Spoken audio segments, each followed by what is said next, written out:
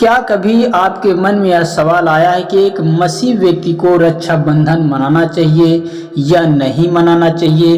क्या एक मसीह भाई बहन को राखी बांधना चाहिए या नहीं बांधना चाहिए? यदि किसी मसीह परिवार में दूसरे सदस्य रक्षाबंधन मनाते हैं तो क्या एक विश्वासी को उसमें शामिल होना चाहिए या नहीं होना चाहिए? आपके पास ये सवाल होना चाहिए। अगर ये सवाल आपके मन में भी आया है तो आज का यह वीडियो आपके लिए बहुत महत्वपूर्ण और ख़ास होगा। इसलिए मेरे भाई बहनों, आप इस वीडियो में बने रहें और इस वीडियो को पूरा वॉच करें, लाइक करें, शेयर करें, चैनल को सब्सक्राइब करें।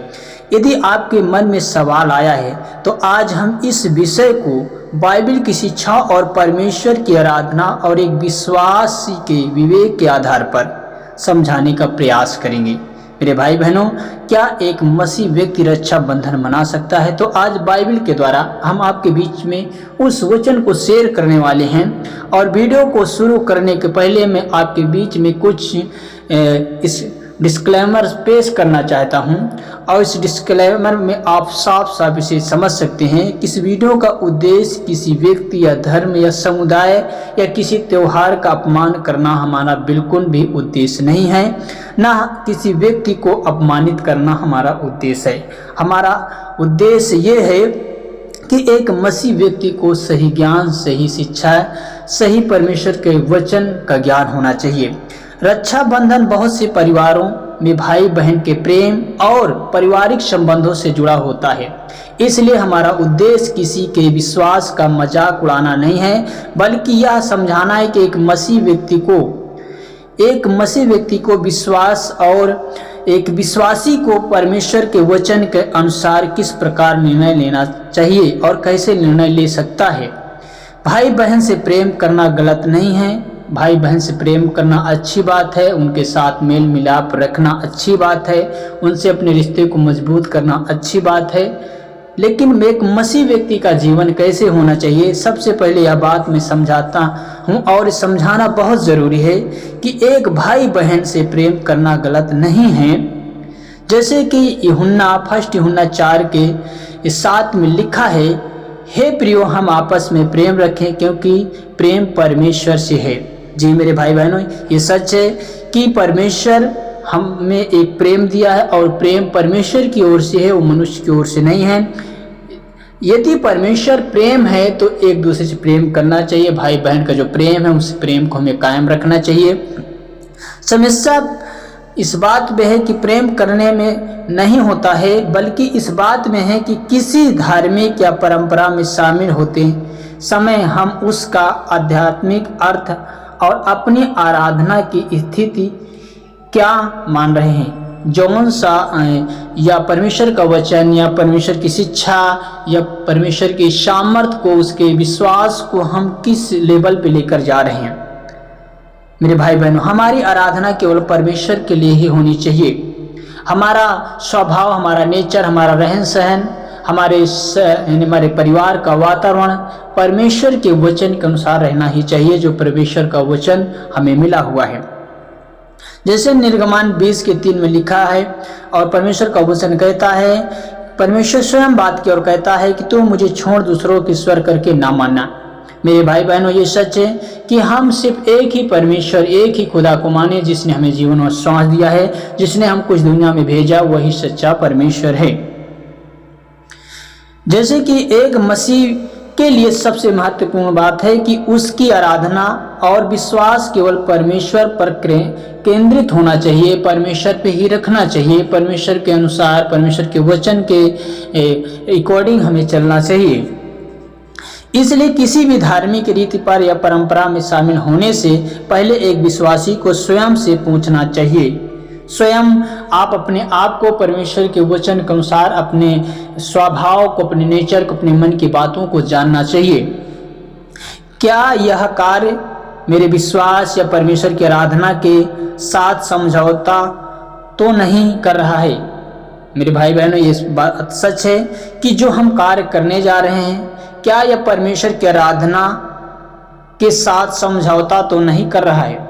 मेरे भाई बहनों, आपको इसे परखना और समझना चाहिए। यह एक महत्वपूर्ण बात है कि बाइबिल हमें अपने विवेक के विषय में भी सिखाती है कि हमारा विवेक क्या कहता है, हमारा मन क्या कहता है। बाइबिल इसे भी हमें एक जानकारी देती है, एक हमारे बीच में उस वचन को शेयर भी करती है। जैसे रोमियो की पुस्तक में हम पढ़ते हैं, रोमियो 14:5 में लिखा है कि कोई एक दिन को दूसरे से बढ़कर मानता है और कोई सब दिनों को समान मानता है, और हर एक अपने ही मन में निश्चय कर ले कि वो व्यक्ति कैसा रहना चाहता है, कैसे अपना जीवन व्यतीत करना चाहता है।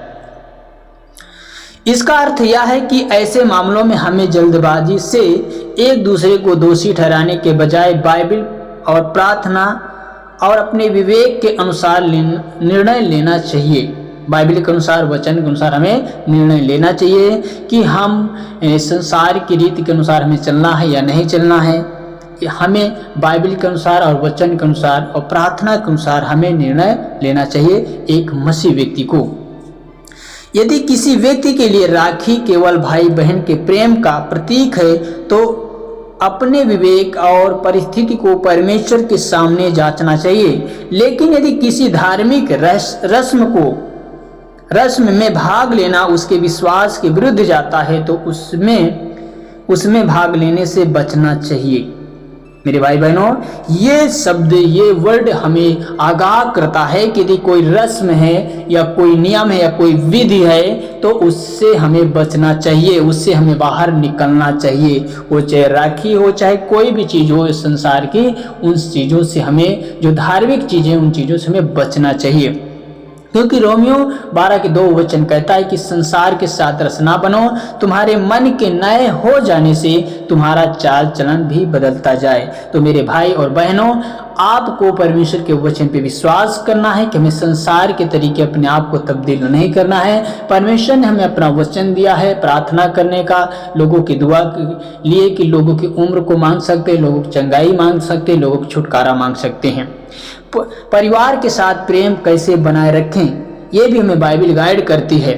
यदि आपके परिवार में कोई रक्षा बंधन मनाता है और आप मसीह होने के कारण उसमें धार्मिक रूप से शामिल नहीं होना चाहते तो इसका मतलब यह नहीं कि आप अपने भाई से या बहन से प्रेम नहीं करते हैं। मेरे भाई बहनों, वो चाहे राखी आप बांधते हो या बंधवाते हो या ना बंधवाते हो, आप प्रेम करते हैं क्योंकि परमेश्वर प्रेम है। आप प्रेम का दिखा सकते हैं कैसे?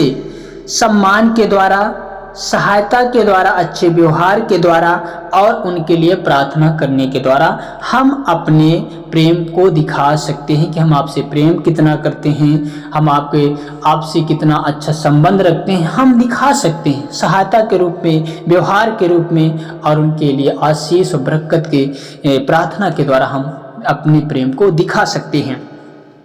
आप किसी का अपमान किए बिना नम्रता से कह सकते हैं, मैं आपसे बहुत प्रेम करता हूं और आपका सम्मान करता हूं, लेकिन अपने विश्वास के कारण धार्मिक रस्म में भाग नहीं लेना चाहिए। मेरे भाई बहनों, ये सच बात है कि हमें धार्मिक रस्म में भाग नहीं लेना चाहिए। यह बात प्रेम और सम्मान के साथ कही जाती है।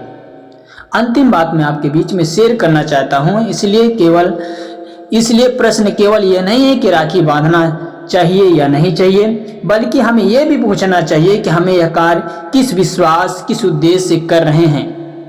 क्या यह परमेश्वर के वचन को तोड़ रहा है? क्या यह परमेश्वर के वचन से हमें अलग कर रहा है? क्या ये रस्म है? इसे हमें समझना चाहिए।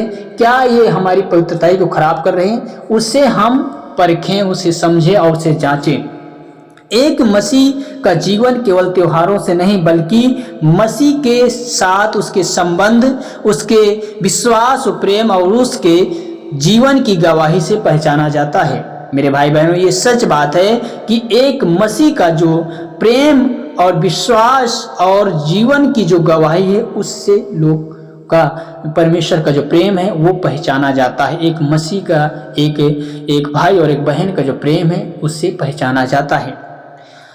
हमें ज्ञान, समझ और सही निर्णय लेने का विवेक दे। कौन देगा? परमेश्वर देगा। हमें परमेश्वर से प्रार्थना करना होगा। ताकि परमेश्वर हमारे जीवन में काम कर सके। तो मेरे भाई बहनों, ये वीडियो के द्वारा यदि आपको समझ में आए तो इस वीडियो को लाइक करें, शेयर करें, चैनल को सब्सक्राइब करें। परमेश्वर आपको, आपके परिवार को आशीष दे। God bless you. जय मसीह की।